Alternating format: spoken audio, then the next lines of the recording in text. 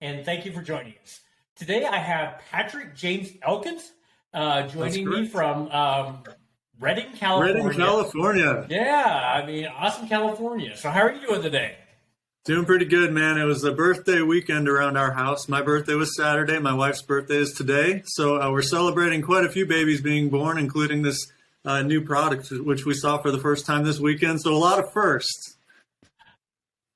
Yeah, that's always good. A lot of things to celebrate, which there's always something to celebrate every day, but even more to celebrate. So That's right, man. We have a new little girl, so a lot of life.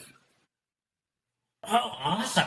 So I knew you said the other day you had, 7-week-old or something like that? That's That right. is Actually, she turned 8 weeks this week, so it's pretty wild to think. 8 It was weeks? like Okay. a few days before she was born, time was crawling, and as soon as she was born, it was like 8 weeks gone that fast. Time does go so fast. When you're younger, it seems like it goes so slow, and boy, when you become an adult, it's kind of wanted to slow down a little bit. So, Absolutely. so what are your two sons thinking that? Is it right, two sons? So, Oh, they love it. They're the proudest big brothers, and they're doing amazing just helping to take care of her. It's been a dream. awesome. That is so cool. I'd love to hear that. Okay. So, Patrick, little bit of background. You're originally from Michigan, right? That's right. Originally from the Midwest, Grand Rapids, Okay. Michigan. So, Grand Rapids. So, what took you from Michigan to California? Well, we had some friends and family out here in the area. We actually were transitioning from one job to another, and we came for a 3-week visit. And you know what? I'm kind of tall and lanky and not built for the cold. So there was just that one window of opportunity. We thought, hey, let's go for it. So we came out for a 3-week visit, and we decided to move, and we transitioned here in September of 2017. It's been just about 6 years. Okay. We love it. It's been amazing. So, no, because I know, what is your weather normally? Is it does it get really hot in the summer then? Or? It sure does. Yep. Redding is considered high desert. And so in the summer, between like that July to middle of September-ish, we're triple digits, almost full time. So it gets real steamy. That's for sure. It's dry heat, So but it's cooking, man. And Yeah. but we also do have a pretty nice spring is fantastic, fall is fantastic. Winter can still get cold. We had snow even for the past 4-ish weeks. We've gotten about 3 different times where we've actually been hit with snow. So wow. Okay. Well, you probably, being in Michigan, you probably missed the snow, didn't you? Nope. I don't miss the snow at all. I'll take the heat over the cold any day. No. So dry heat, is that different than Michigan's heat? I know they have some humidity there in the summer, so Michigan can get real humid. I remember growing up, and we didn't have like a central AC unit in the house where I was growing up, and you used to be able to like stick your arm to a piece of paper and pick it up in the summer. It does get sticky, that's for sure, but they're wonderful. Summers in Michigan are wonderful. They are. It is gorgeous up there. I love going and visiting, that's for sure. So, yes. So we're going to talk about kind of what got you to today. Okay, so what did you do when you were back in Michigan for a profession? Actually, my background was in music. So I served in a faith-based community. It was our church. I did music for our church for almost 10 years. Prior to that, I was a traveling musician. Wow. And so that was kind of my background. My whole world was music for most of my teenager growing up into, my college years. And then beyond that, starting my career, I've always had a passion for music. So, singing or playing an instrument or all of the above, or? All of the above. Yeah, I started on piano when I was young, about 8 years old. And, I didn't realize, my parents didn't tell me I had to practice. So as soon as they got me to the first lesson, I wanted to quit. I said, hey, I didn't know you had to practice. I didn't know that. Done with But it. they kept me going, and I appreciate it, So I started on piano, and then I learned guitars and bass guitar and a little bit of drums, and I started singing as well. So I've kind of done a little bit of all of that. Yeah. That is awesome. Do you still do some of that now? I sure do. Yeah, actually out here in the Redding area, there's a church in our area that has a really a world-renowned music program, and their Okay. community here is just really vibrant from that standpoint. And so there's a lot of opportunity to get involved and do that. So would you ever want to have your own church or go, I mean, be a clergyman or, minister, or would you, I guess you That's a actually doing good that. question. That actually is a good question. I mean, very transparently, before we came to Reading, we were considering starting something like that. And, there have been kind of some of those thoughts, on the back burner. I guess it just have to be about the right timing and the right season, and if you felt like God was calling you to it or not. Yeah, very, very much. So I could definitely see that in your future. I could definitely thanks, see that. man. I mean, I appreciate although that. you're pretty busy right now. What's that? Yeah, no, I said I appreciate that. Oh, you're very welcome. So, no, I could definitely see you, but you got so many things going on now, you probably wouldn't have maybe the time to do that. So when you got to Reading, what are you doing as a profession now since you've been in Reading? What was it when you moved there in 2017? Did you? Sure. Yeah, it's actually been a very interesting journey. So in 2017, when we transitioned, we actually took about a year. We had a piece of property that we sold. That was kind of our filled the gap between transitioning from where we were and looking for the next thing. And so about a year to the date after we moved out here, I actually took an opportunity with a telecommunications company based out of Seattle. And so they did telecom for hospitals and big corporate offices all around the world. And that got me into a space where I actually eventually ended up into the AVL space, which is audio, video, and lighting. And so it's called integration. And so we would do sound systems and video and camera systems and all of those things we'd integrate for organizations around the country. And transitioning from that was COVID. And COVID actually was a very monumental turning point for myself and for our family. Really? Something completely unexpected, and of course, detrimental to so much of our society. But it's really amazing to look at a moment like that in history and to find the opportunity that exists within that type of a trial, that type of a roadblock, that type of a hurdle, that type of a disruption. You know what I mean? So it was an interruption to so many of our lives. I was laid off because of COVID, but I will say I wouldn't be sitting here having this conversation with you today had that not happened and actually sparked some dreams and sparked some opportunity for us to pursue the bigger things. That is so cool. Everything leads to the place you're supposed to be at the time you're supposed to be at, I believe. And that's like you say, if you hadn't, you wouldn't be here today. So COVID absolutely. COVID changed everything. That is for sure. It sure did. And you guys probably had lockdowns out there too? Absolutely did. Yep, absolutely. Okay. That is one thing, at least in Nebraska, we never did lockdowns here. So, but you got a lot more people in California than Nebraska too. So absolutely. But no, actually, didn't change. I mean, it did change, but we didn't have near as much as some states. That's for sure. So sure. So okay. So talking about what got you to today. So where are you? I mean, I know you're doing a lot of things. Main thing you're doing today? Yeah, absolutely. So the thing that we're most excited about today is that about a year and a half, 2-ish years after COVID, my boys kept coming to myself and my wife. So our boys are 9 and 12, and they kept coming to mom and dad, and they were constantly asking us for new ways to make money around the house. And so as parents, we wanted to kind of lean into that motivation. And so what we did is we sat down, we did a family brainstorm, and came up with some cliche ideas, mowing lawns, washing cars, let's do a lemonade stand, it was kind of those types of ideas. But during that conversation, there's just one idea that we had that we thought, wouldn't it be really cool? One, why don't we look around our house?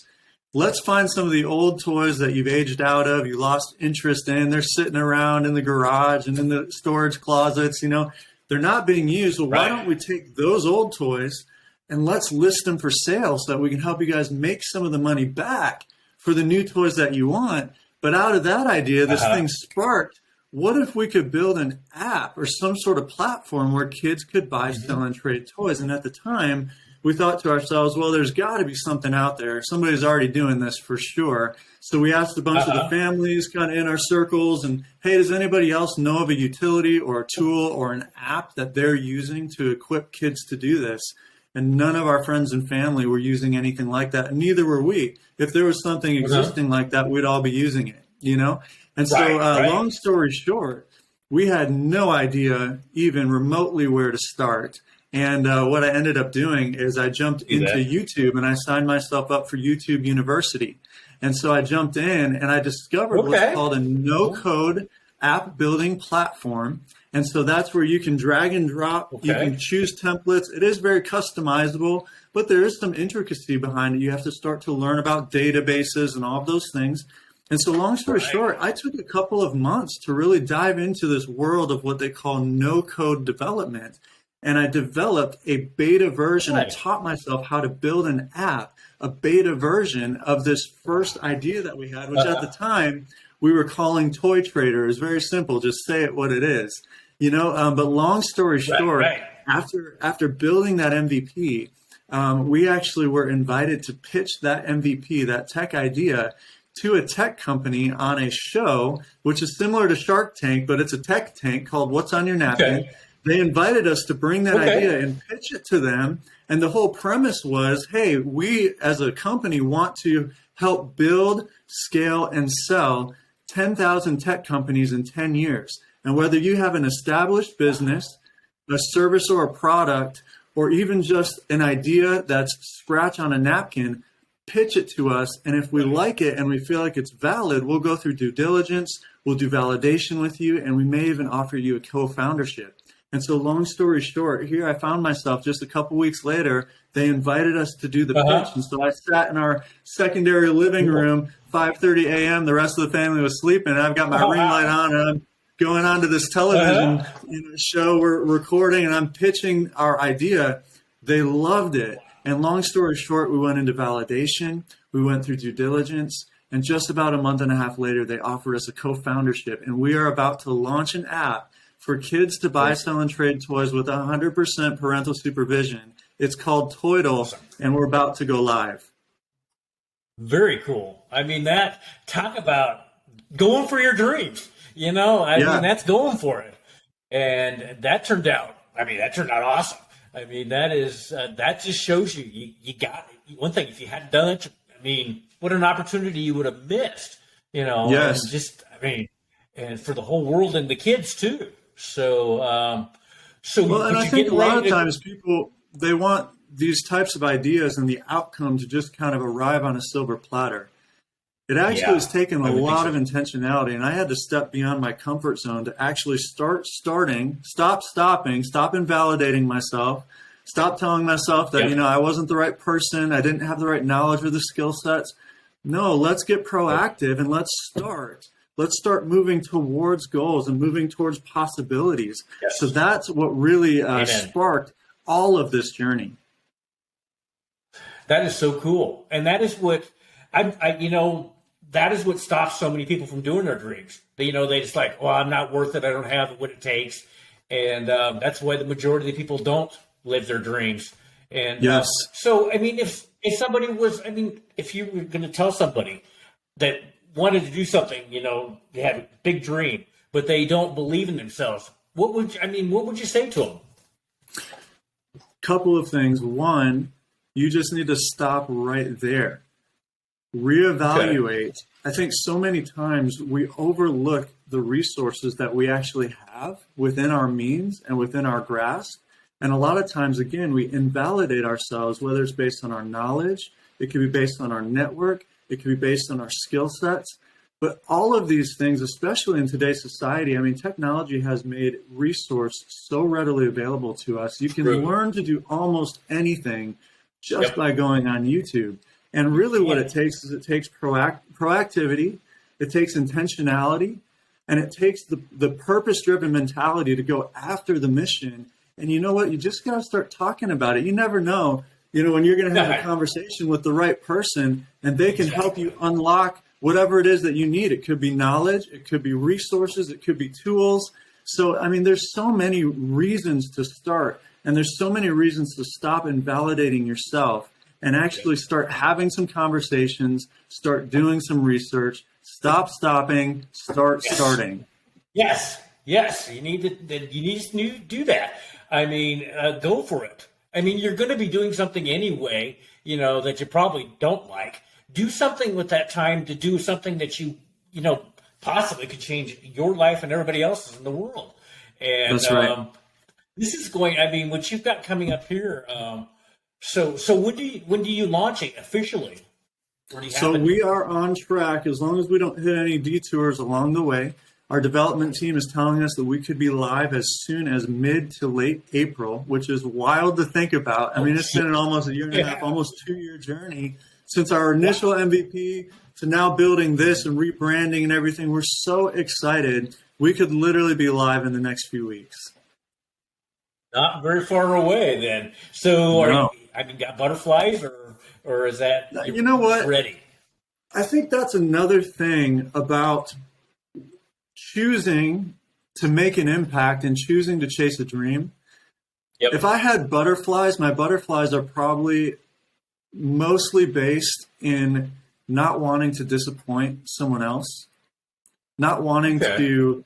I mean, it's a risk. You're putting yourself out there to present something to the world. I mean, you've got to be willing to have like the critics as well as your biggest fans. And so from that, you're saying, hey, we have something that we believe can make an impact. And so we're willing to put it out there. And I think the butterflies are, man, I just really hope that people find value. I really hope that this helps people partner with their kids. I really hope that this empowers kids to pursue their goals. I mean, that's why we started this thing.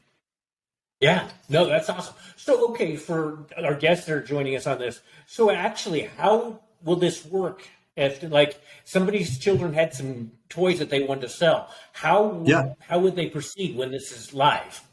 Yeah, so I will say this, first and foremost, building this platform, we've started from a parent perspective. It is the most important thing to us that we protect our kids and create a safe environment. That could include content, exposure to content, whether it's irrelevant or inappropriate. It could include exposure to stranger danger, which is something that so many of us, it's very difficult. I mean, 2023, the world is all digital, but it's so difficult as a parent to trust technology is safe for our kids. And so we've taken a few extra precautions to make sure and ensure that this experience is safe. And so the way that we've designed it is that a parent or legal guardian would set up their account first. And so as a parent, I sign up, and then under my account, I'm able to actually create an account for my sons or my daughters, for my kids, and then I can give them the access information to that. But I manage all of the data, all of the information attached to their accounts. Cool.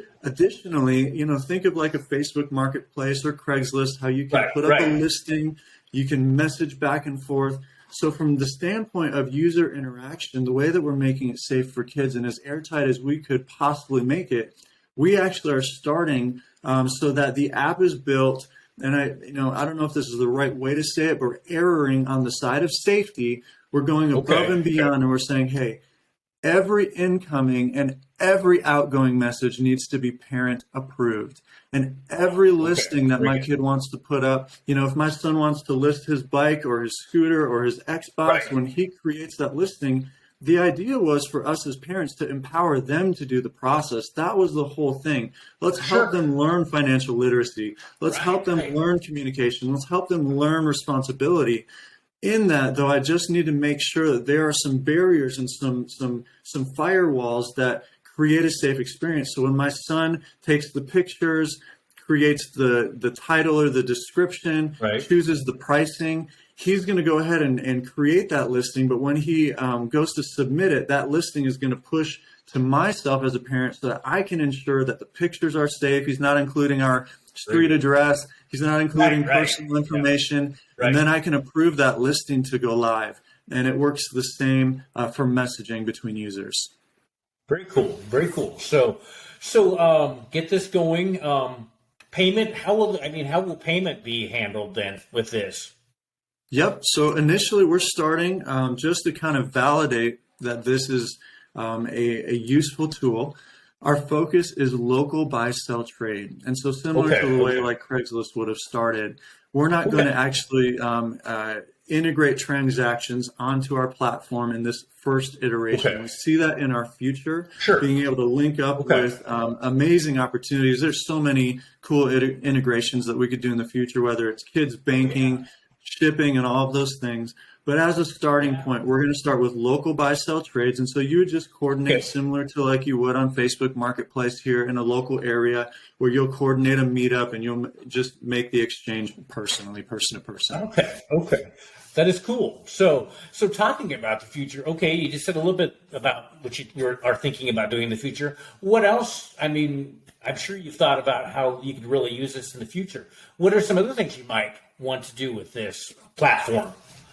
Absolutely. So, two words come to mind that to me paint a picture of greater impact than just having a successful company.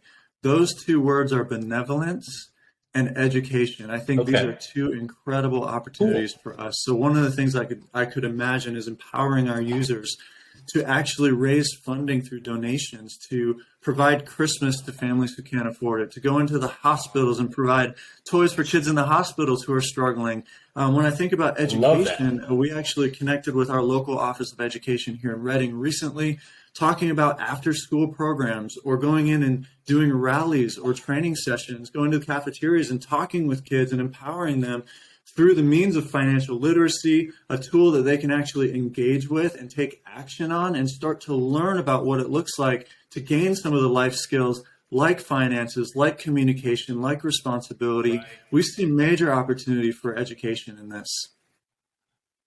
That is so cool. I mean, I love all that. I mean, it's just kind of and it probably, as you go, you're going to find more avenues that you can use this with. But that is so awesome. So how can people find you then? I mean, locally you said to begin with, but I mean, if somebody was interested in finding out more about this, besides the podcast and the show notes, I mean, where are you at? I mean, do you have Instagrams and stuff like that, or? Absolutely, yeah. We're both on Instagram and Facebook. We also have a website where you can sign up for our wait list. So until we go live, we're just capturing information so that we can let you know when we go live. That website is www.toytle,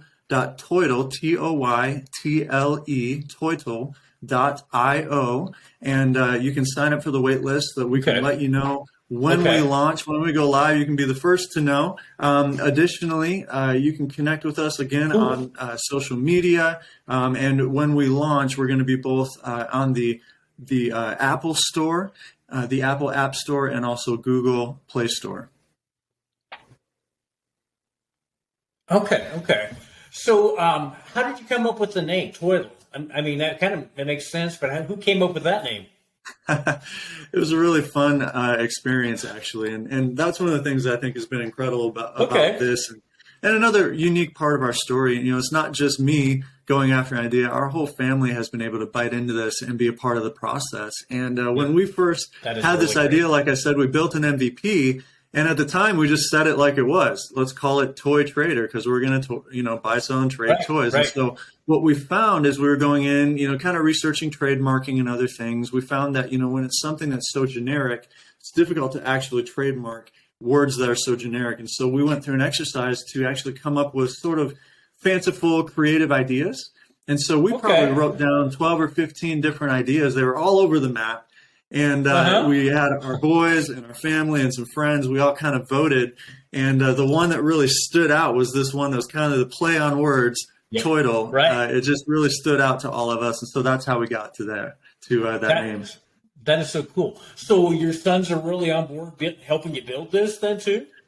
They sure are. It's been amazing. In fact, and obviously at their age, there are limitations to which parts of the process they can be involved with, but we're trying to expose them to as much as we possibly can and as much that they have capacity for. And so some of the things that they've been a part of were the initial concepting, when we chose our logo, we all looked through our logos together and gave feedback and did iterations. And then we picked one and voted on one together. We did the naming together. When we're doing even the layout of the platform of the app, it's been really cool to see our boys jump in and say, hey, you know what, we should think about having this feature or that feature so that kids can do this or that. Or we think this would be a really fun way to present some information. You know, they've been just amazing being a part of the process from that standpoint. Additionally, even just sharing with their friends. We've printed these little handouts that have our logo on the front and a QR code on the back, and they've been able to take those, you know, to school and to church and to all these different areas where they have community and just hand them out to their friends. So it's been really cool to have them a part of the process. That is. I mean, building young entrepreneurs there, and something they'll never forget either as their childhood. I mean, that's better than probably anything I did in my childhood. I mean, help build a business. I mean, that is very, very cool. I mean, well, and what more could you ask for as a parent? You know, you just as parents want to help. You know, our ceiling should be their floor, and so you know, I'm thinking about this. Our whole family's thinking about this generationally. Hey, this is something that we can pass on. You know, it's going to be incredible. Yes. Yeah, it doesn't get, like you say, it doesn't get any better than this. So that's right. So you're pretty entrepreneurial. Do you have any siblings? Are they entrepreneurial too? Or I do have siblings. Yeah, actually, I grew up with. I have two sisters, and then obviously, you know, married into a family. We have siblings there as well. Yeah, and a couple of my my brother-in-laws are both in business and very creative. Cool. And so I think there's a little bit of entrepreneurship kind of through our family lines. Okay, that's cool. That's the way to be. Well, like you said, you can learn how to do anything like on YouTube and everything like that. So okay, Patrick, what else do we need to know about Toytle, or what else what's going on now and in the future?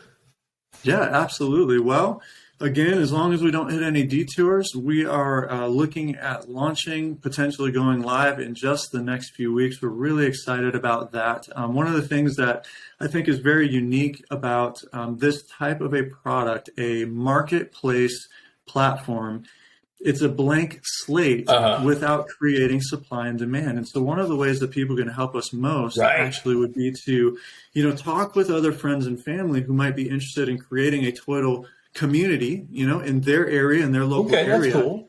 And get a few families to sign up with you so that when you post listings, and that's another thing, instead of just creating an account, you know, find 2 or 3 toys that you can actually list for sale. That creates the supply, and then get other families involved. That creates the demand, and now all of a sudden you've got this kind of whirlwind thing happening where you've got this local community starting up. And so that's one of the things that we're trying to do is even just focus real densely in our area to get our friends and family informed and say, hey guys, we're about to go live. Let's all jump in and test this thing together. We would love feedback. I mean, obviously this is our first iteration. This is our first, what we're calling an MVP. And so to get this MVP going, we're going to want families to send us feedback about what they love and about what, you know, maybe things that they find that are bugs or other issues that we could resolve. Sure. So I mean, word of mouth, sharing on social media. If it's something that, you know, parents and families get excited about, we would love that they would just kind of share our mission and jump in and get other families involved. Very cool. So if somebody wanted to do it like in Nebraska, would they contact you and set up a similar thing right here? And then is that how, if I get that right, is that how it would kind of work? Well, actually, the app's going to be available nationwide as soon as we go live. And so families don't really need to contact us for anything. The main thing they need to do is just get other people involved in their area, and they can all sign up. Okay. And as soon as they sign up and make those listings, the database should be able to show them their local area. Do it all that way. Okay. All set up. Okay. So with the app, you're pretty much independent. I didn't know if they had to be part of your organization as they were like satellites, but they are basically independent, just like you are doing right there in California then. Okay.